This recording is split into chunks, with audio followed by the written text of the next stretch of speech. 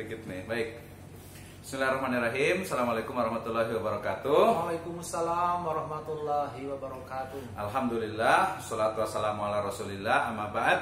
Hari ini sangat spesial karena saya bersama dengan penulis dari buku Ekonomi Politik, Suatu Pendekatan Islam dan Kontemporer di Indonesia, yaitu Bapak Dr. Muhammad Findi, dosen di IPB University. Kita sapa dulu beliau. Assalamualaikum. Waalaikumsalam warahmatullahi wabarakatuh. Masya Allah, gimana Pak Dokter, kabarnya sehat nih? Alhamdulillah baik. Oke. Khair, alhamdulillah. Baik, hari ini tadi spesial sekali. Kenapa? Karena kita ketemu dengan penulisnya langsung nih ya, terkait dengan ekonomi politik. Nah, kita mungkin ada 3 pertanyaan nih Pak Dokter nih. Baik. Pertanyaan pertama itu adalah apa nih yang melatar belakangi penulisan buku Ekonomi Politik ini? Silahkan. Baik Ustaz.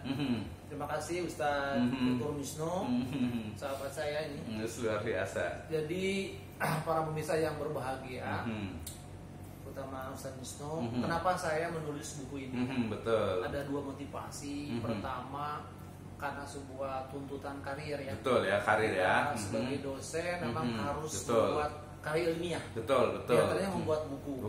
Betul. Ya, buku ini jadi bahan ajar. Betul, bahan ajar ya. S1 atau S2. S2, betul. Kemudian yang kedua, ini yang justru melebihi dari sekedar Betul. tugas membuat buku. Betul. Yaitu bagaimana memberikan sebuah literasi ya. kepada masyarakat umum ya, tentang bagaimana pemahaman ekonomi politik Islam. Betul, ekonomi politik Islam ya. Dan juga dilakukan dengan kontemporer Indonesia. Kontemporer Indonesia juga, betul. Dengan demikian nanti ada semacam pencerahan, ada forum-forum diskusi, betul. ada hal-hal yang bisa menjadi masukan para policy makers juga, betul dan ya. utamanya bisa mencerahkan banyak orang. Wis, luar biasa. Katanya begitu kira-kira Ustaz ya. Jadi mencerahkan jadi 2 ya. Nasi anfa'hum linnas. Itu lebih sekedar dari membuat tugas dosen, tapi itu merupakan kita punya tanggung jawab kepada masyarakat ya, banyak. jadi ada 3 nih ya. Pertama itu adalah karena memang kewajiban sebagai seorang dosen. Ya, betul. Yang kedua itu adalah memberikan pencerahan kepada masyarakat gitu ya. Dan nanti puncaknya tentu saja, walaupun tadi tidak, istilahnya itu tidak terucapkan, itu adalah apa? Mardotillah gitu ya. Luar biasa betul, sekali betul, ya. betul. Ya itu kan yang paling puncak, dan itu memang nggak perlu diucapkan gitu ya, karena itu udah jelas ya. Oke. Yang tahu lah. Iya, betul. Kemudian yang kedua nih, pertanyaan kedua itu adalah terkait dengan sebenarnya buku ini bahas tentang apa sih ekonomi politik ini? Ya. Nah, gimana nih? Jadi disiplin ilmu ekonomi politik itu seperti apa sebenarnya? Ya. Jadi saya ingin jelaskan kepada Ustadz Wisnu dan masyarakat pembaca ya, pemirsa, kalau dari sisi keilmuan, ya kita harus menyampaikan bahwa Ekpol ini merupakan sebuah ilmu betul yang ya. mempelajari dalam seni mengelola ekonomi negara. Seni mengelola ekonomi negara dengan perspektif keadaan Islam. Ya, jadi seni mengelola ekonomi negara. Ya, hampir sama dengan public finance ya. Mirip ya. Tapi lebih global. Lebih global. Di sini mengatur tentang bagaimana kekuatan-kekuatan elit, bagaimana distribusi diserahkan kepada masyarakat banyak, dengan dan dalam frame Islam. Nah, kemudian kita teruskan lagi bagaimana Indonesia sudah sejauh mana menerapkan hal tersebut. Ekol dengan basis Islam tadi. Betul. Sebenarnya gini, kita tidak mau menunjukkan ini untuk umat Islam saja. Ini buku ini untuk semua orang, semua kalangan, ya, yang bisa membaca, bisa menelaah bagaimana konsep pengelolaan ekonomi negara secara adil. Betul. Berarti jadi bagaimana mengelola ekonomi negara gitu ya. Baru saya kepikiran itu kalau ekonomi politik ditambah Islam jadi ekonomi politik Islam, jadi mungkin nanti ada buku berikutnya Ekopolis gitu. Jadi ekonomi politik Islam gitu ya. Ekopolis gitu ya. Oke, berarti ini adalah buku yang membahas tentang bagaimana mengelola ekonomi di suatu negara. Tapi tadi yang sering kita dengar kan tadi ya public finance ya, tetapi keuangan itu mungkin ekonomi makro gitu kan yang biasanya gitu. Bedanya apa tuh? Ya. Antara public finance kemudian ekonomi makro dengan ekonomi politik. Ya. Jadi di ekonomi itu kan secara ada dua bagian besar ya.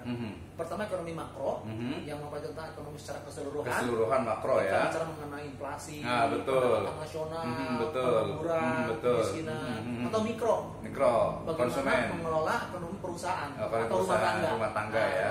Betul. Nah, itu semua sebenarnya bisa dikelola dengan pendekatan ekonomi politik.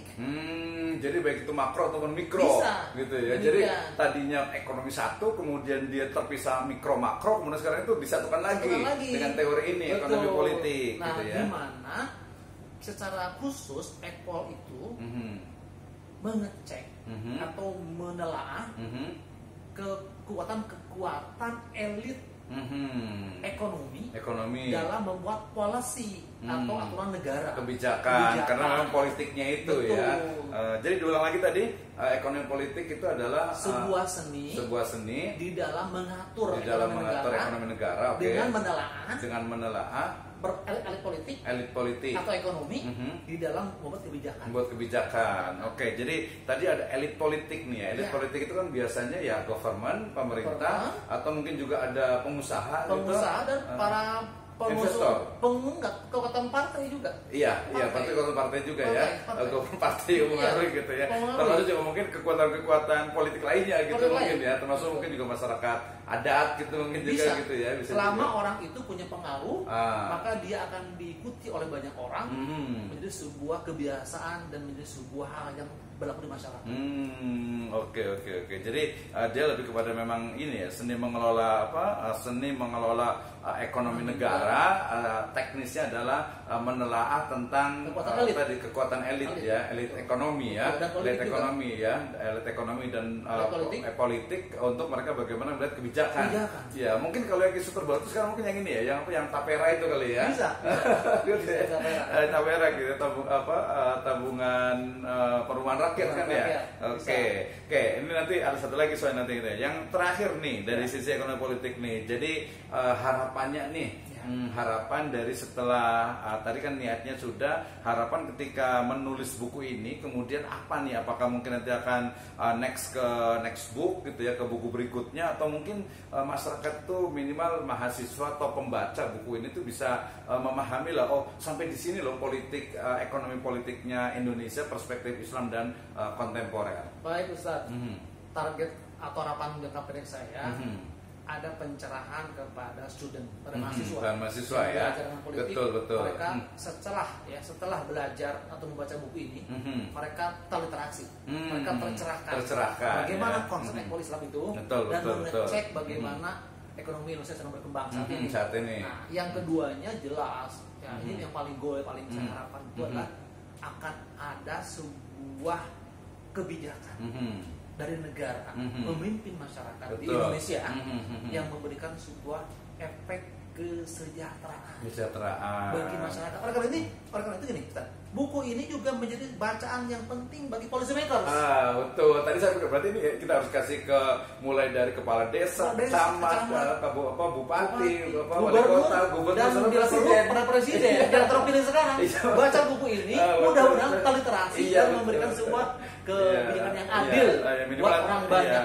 Minimal juga nanti mungkin kita harus soan ke ini kayaknya nih, ke Kemenq atau mungkin ke kementerian ini gitu ya, kementerian terkait kan ya, terutama bidang ekonomi kreatif dan sebagainya, bahwa ini loh seharusnya ininya gitu kan ya, pengelolaannya. Insya Allah bisa ya.